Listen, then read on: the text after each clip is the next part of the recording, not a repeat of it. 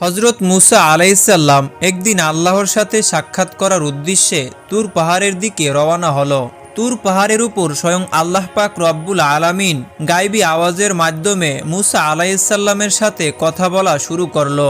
মুসা আলাইসাল্লাম বললেন, হে আল্লাহ, আমি জানতে চাই জান্নাতে আমার সাথে কারা থাকবে।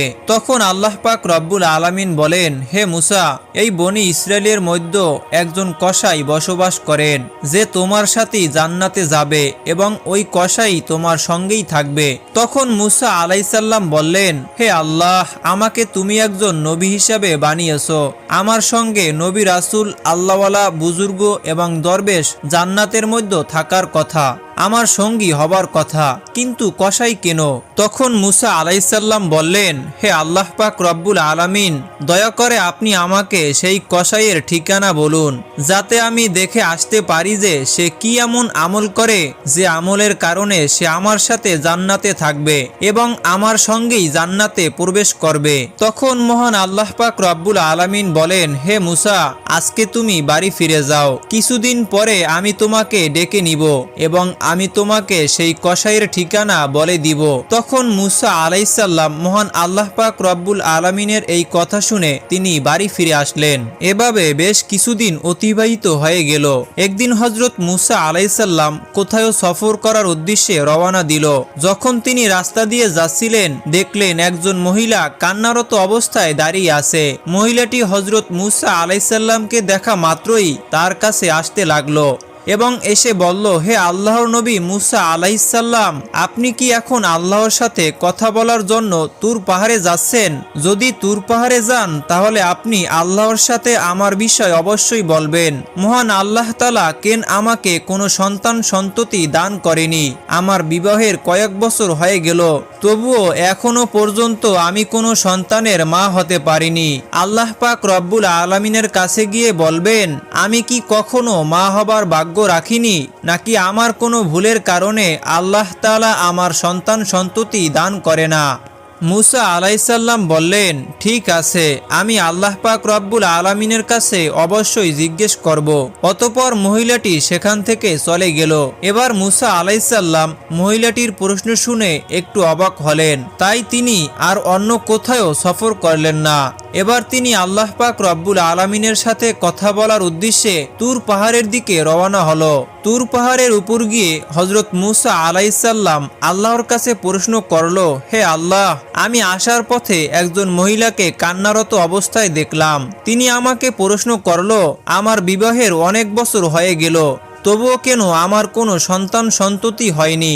তখন মহান আল্লাহ পাক রব্বুল আলামিন এক গায়বী আওয়াজের মাধ্যমে হজরত মুসা আলাইসাল্লামের প্রশ্নের জবাবে বললেন, হে মুসা, তুমি বলে দিও ওই মহিলার ভাগ্যে কোনো সন্তান সন্ততি দান করা হয়নি, তাই মহিলাটি এত বছর পরেও মা হতে পারেনি। কন্যা বা পুত্র সন্তান আল্লাহ তাআলার পক্ষ থেকেই দেওয়া হয়, আল্লাহ যাকে দান করে সেই পেয়ে থাকে। অতঃপর মুসা আলাইসাল্লাম এই প্রশ্নের উত্তর শুনে বাড়ির দিকে রওনা হলো। বাড়ি আসার পথে হজরত মুসা আলাইসাল্লাম সেই মহিলাটির কথা মনে করলো, তাই বাড়িতে না গিয়ে সোজা সেই মহিলাটির বাড়িতে গেল। তখন মহিলাটি হজরত মুসা আলাইসাল্লামকে দেখে চমকে গেলেন এবং বললেন, হে আল্লাহর নবী মুসা, আপনি কি আল্লাহ তাআলার কাছ থেকে এই প্রশ্নের উত্তর জেনে এসেছেন?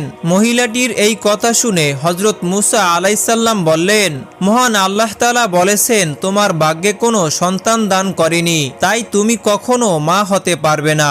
এই কথা শোনার পরে মহিলাটির চোখ অশ্রু জলে ভরে গেল এবং জোরে জোরে কান্না করতে লাগলো।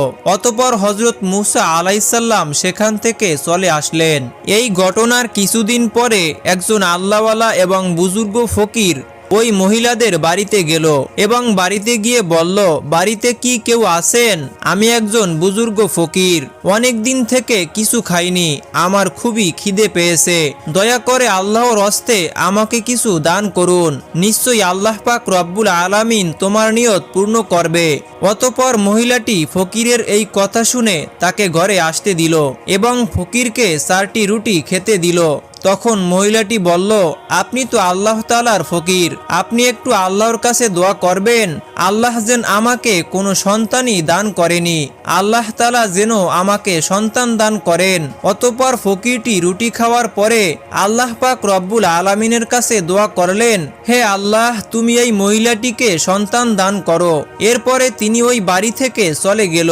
এদিকে এই ঘটনার প্রায় কিছু বছর হয়ে গেল। একদিন হঠাৎ হযরত মুসা আলাইহিসসালাম আবারও কোথাও সফর করছিলেন। হযরত মুসা আলাইহিসসালাম ওই মহিলাটির বাড়ির কাছ থেকে যাচ্ছিলেন। তখন হযরত মুসা আলাইহিসসালামের এই মহিলাটির কথা মনে পড়ল। এবার হযরত মুসা আলাইহিসসালাম তার বাড়ির কাছে গিয়ে দেখল ওই মহিলাটি ছোট্ট সন্তান নিয়ে মনের আনন্দে খেলা করছে। মহিলাটি হযরত মুসা আলাইহিসসালামকে দেখে বাইরে চলে আসলো এবং বলল, হে আল্লাহর নবী মুসা, আপনি তো বলছিলেন আল্লাহ তাআলা আমাকে কোনো সন্তানই দান করবে না, আমার ভাগ্যে নাকি কোনো সন্তানই লেখা হয়নি, কিন্তু আল্লাহ তাআলা তো আমার একটা সন্তান দান করেছে।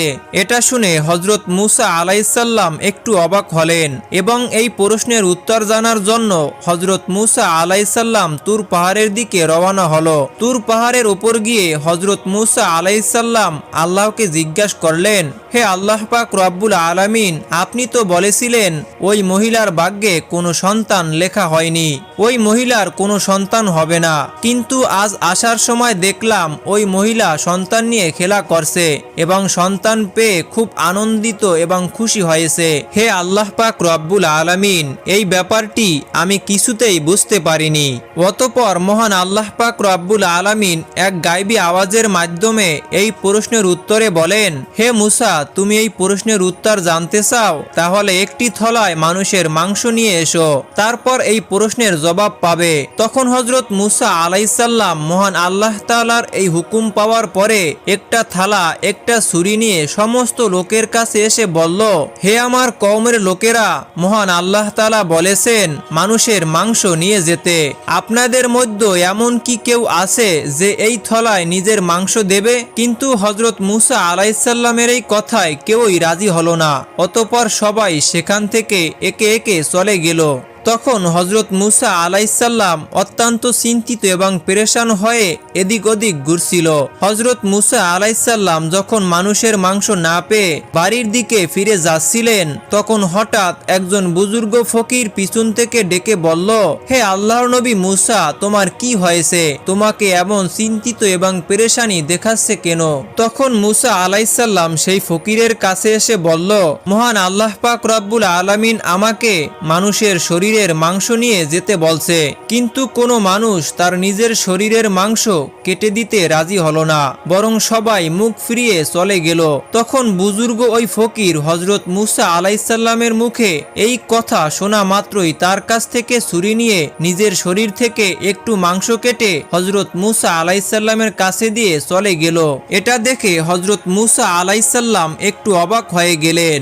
অতঃপর মুসা আলাইহিসসালাম ওই মানুষের মাংস নিয়ে আবারও তুর পাহাড়ের উপর চলে গেল এবং মুসা আলাইহিসসালাম বললেন, হে আল্লাহ, আমি মানুষের মাংস নিয়ে এসেছি, কিন্তু এই মাংস যার কাছে গিয়ে দিতে বলেছি সব মানুষ মুখ ফিরিয়ে চলে গেল।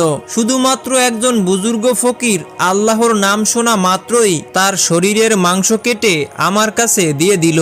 তখন মহান আল্লাহ পাক রব্বুল আলামিন এক গায়বী আওয়াজের মাধ্যমে হযরত মুসা আলাইহিসসালামকে বললেন, হে মুসা, এই মাংসের জন্য সব মানুষের কাছে যাওয়ার তো দরকার ছিল না, তুমিই তো যথেষ্ট ছিলে।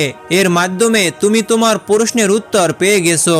যে বুজুর্গ ফকিরটি আল্লাহর নাম শোনা মাত্রই তার নিজের শরীরের মাংস কেটে আল্লাহ পাক রব্বুল আলামিনকে দিয়ে দিয়েছে, ওই ফকিরের দোয়ার কারণেই সেই মহিলার সন্তান দান করেছি। হে মুসা, যে ব্যক্তি আল্লাহর রাস্তায় সবকিছু উৎসর্গ করে দেয়, সবকিছু দান করে দেয়, আল্লাহ তাআলা তাকে সব দিয়ে দেয়, এমনকি লেখা ভাগ্যকেও পরিবর্তন করে দেয় শুধুমাত্র তার দোয়ার কারণে।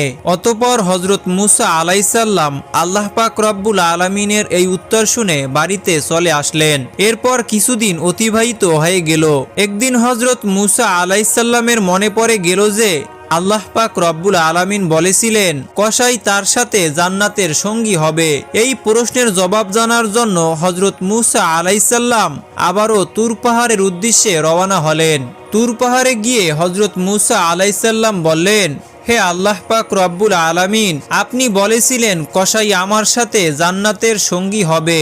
আমি জানতে চাই সে কসাই কি এমন আমল করে যে আমলের কারণে আমার সাথে জান্নাতে থাকবে। অতঃপর মহান আল্লাহ তাআলা গায়বী আওয়াজের মাধ্যমে সেই কসাইয়ের ঠিকানা বলে দিলেন। অতঃপর পরের দিন হযরত মূসা আলাইহিসসালাম একটি পথ অতিবাহিত হয়ে সেই কসাইয়ের ধারে উপস্থিত হলেন। কিছুক্ষণ পরে মূসা আলাইহিসসালাম দেখলেন এই মাংসগুলোকে নিয়ে তার বাড়ির পথে রওনা দিলেন। হযরত মূসা আলাইহিসসালামও কসাইয়ের পিছন পিছন রওনা দিলেন। এক পর্যায়ে তার বাড়িতে পৌঁছে গেলেন। হযরত মূসা আলাইহিসসালাম দূর থেকে তার বাড়িটিকে লক্ষ্য করে সেদিনের মতো সেখান থেকে চলে গেলেন। পরের দিন হযরত মূসা আলাইহিসসালাম আবারও সেই কসাইয়ের বাড়িতে গেলেন এবং বললেন, বাড়িতে কি কেউ আছেন?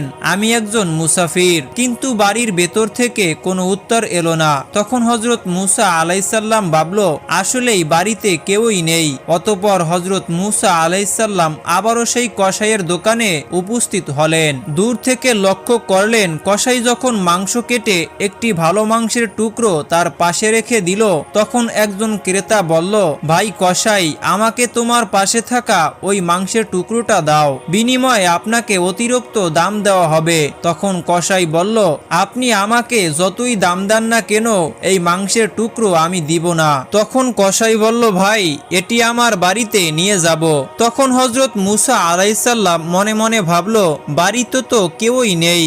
কসাইকে যখন ক্রেতা মাংসের বিনিময়ে অতিরিক্ত দাম দেওয়ার কথা বলছে, তা সত্ত্বেও কসাই কেন মাংস দিচ্ছে না, এটা হযরত মূসা আলাইহিসসালাম বুঝতে পারলেন না। অতঃপর ক্রেতা যখন মাংস নিয়ে চলে গেল, তার কিছুক্ষণ পর কসাই তার দোকান বন্ধ করে পাশে রাখা ওই মাংসের টুকরো একটি ব্যাগে করে তার বাড়ির দিকে রওনা হলেন। এটা দেখে হযরত মূসা আলাইহিসসালাম তার পিছু পিছু রওনা হলেন। কসাই যখন তার বাড়িতে উপস্থিত হলেন, এমন সময় হযরত মূসা আলাইহিসসালাম ঘরের বাইরে থেকে আওয়াজ দিয়ে বললেন, বাড়িতে কি কেউ আছেন? আমি একজন মুসাফির বলছি।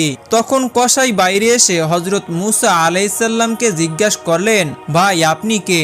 আপনাকে তো ঠিক চিনতে পারলাম না। তখন হযরত মূসা আলাইহিসসালাম বললেন, আমি একজন মুসাফির। আজ রাতটুকু আপনার বাড়িতে আমাকে কি আশ্রয় দেবেন?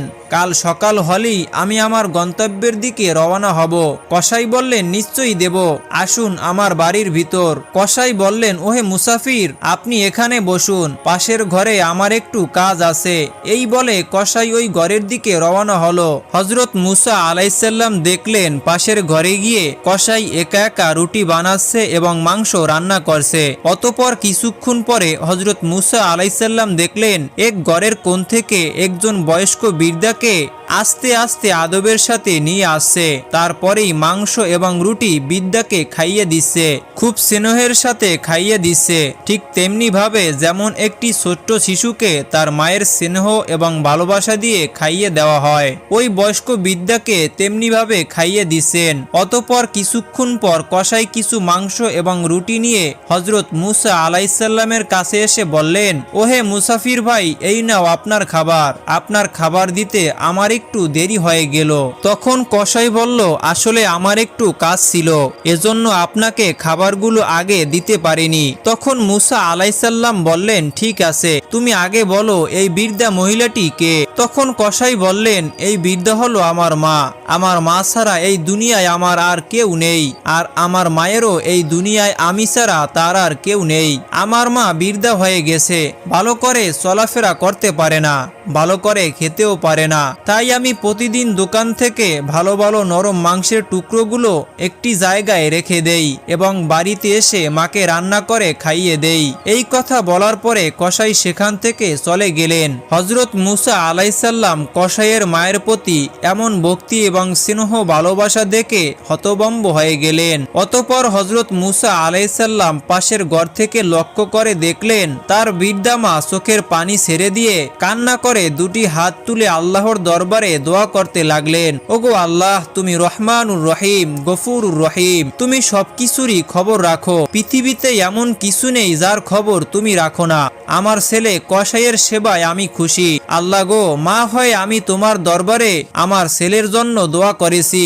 এই বনি ইসরায়েলের সবচেয়ে বড় পয়গম্বর হযরত মুসা আলাইসাল্লাম, হে আল্লাহ, দয়া করে মেহেরবানি করে আমার এই ছেলে কসাইকে হযরত মুসা আলাইসাল্লামের সাথে জান্নাতে দিও। অতঃপর হযরত মুসা আলাইসাল্লাম বাড়িতে না গিয়ে তুর পাহাড়ের দিকে রওনা হলেন। তুর পাহাড়ের উপরে গিয়ে হযরত মুসা আলাইসাল্লাম বললেন, আমি কসাইয়ের বাড়িতে গিয়ে দেখলাম কসাই শুধুমাত্র তার মায়ের অতিভক্তি সেবা ছাড়া আর তেমন কিছুই দেখতে পাইনি। তখন এক গায়বী আওয়াজের মাধ্যমে মহান আল্লাহ পাক রব্বুল আলামিন বলেন, হে মুসা, তুমি জেনে রাখো যে আমলের কারণে কসাই তোমার সাথে জান্নাতে যাবে সেটা হলো তার মায়ের অতিভক্তি ও মায়ের সেবা। কসাইয়ের মা কান্না করে চোখের পানি ছেড়ে দিয়ে তার ছেলে কসাইয়ের জন্য দুটি হাত তুলে দোয়া করেছে। কসাই যেন নবী মুসা আলাইসাল্লামের সাথে জান্নাতে যেতে পারে।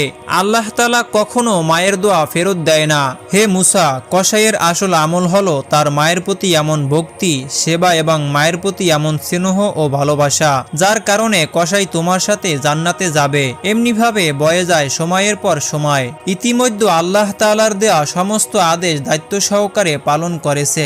এবার বিশ্রামের পালা। তাছাড়াও হযরত মুসা আলাইসাল্লামের বয়স হয়েছে অনেক। হযরত মুসা আলাইসাল্লাম অতীতের অনেক কথা ভাবছেন। এমন সময় হঠাৎ করে মালাকুল মউত আজরাইল ফেরেশতা হাজির হলেন। হযরত মুসা আলাইসাল্লাম তখন আজরাইল ফেরেশতাকে জিজ্ঞেস করলেন, আপনি কি আমার জান কবজ করার জন্য এসেছেন? আজরাইল আলাইসাল্লাম বললেন, জি হ্যাঁ, আল্লাহ পাক রব্বুল আলামিনের নির্দেশ অনুসারে আপনার এবারে জান কবজ করার সময় হয়েছে। তখন মুসা আলাইসাল্লাম বললেন, আপনি কি আমার জান মুখ থেকে বের করে নিবেন? অথচ আমি এই মুখ দিয়ে সরাসরি আল্লাহ তাআলার সাথে কথা বলেছি। তখন আজরাইল আলাইসাল্লাম বললেন, তাহলে চোখ দিয়ে বের করে নিব। তখন হযরত মুসা আলাইসাল্লাম বললেন, এই চক্ষু দ্বারা আমি আল্লাহ তাআলার নূর দর্শন করেছি। এবার আজরাইল আলাইসাল্লাম বললেন, তবে নাক দিয়ে বের করে নিব। তখন মুসা আলাইসাল্লাম বললেন, আল্লাহ পাক রব্বুল আলামিনের দিদারের মুহূর্তে বেহেশতি পরিবেশের সুঘ্রাণ আমি নাক দ্বারা নিয়েছি। তখন আজরাইল আলাইসাল্লাম বললেন, আমি এত কথার জবাব দিতে আসিনি, আমার যেভাবে ইচ্ছা আমি সেভাবে জান কবজ করে নেব। হযরত মুসা আলাইসাল্লাম আজরাইল ফেরেশতার কথায় প্রচন্ড রেগে গেলেন এবং হযরত মুসা আলাইসাল্লাম খুব জোরে আজরাইল ফেরেশতাকে থাপ্পড় মারলেন।